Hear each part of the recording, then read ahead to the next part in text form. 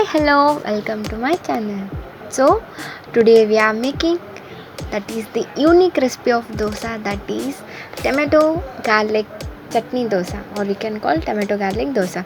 So, in a pan, that is in the dosa pan, add some oil or 3 to 4 drops, then apply the onion.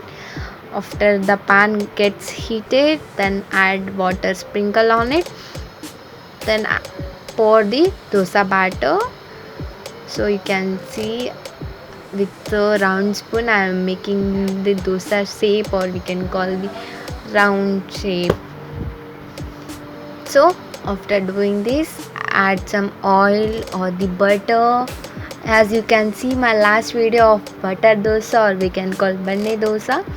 So don't forget to like, share and subscribe to my channel.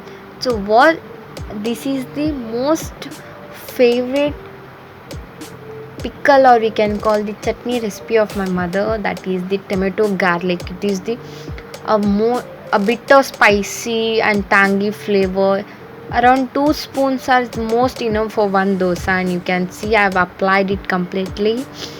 So just leave it until it gets golden brown, so around 2 to 3 minutes. So you can see how easily it gets removed.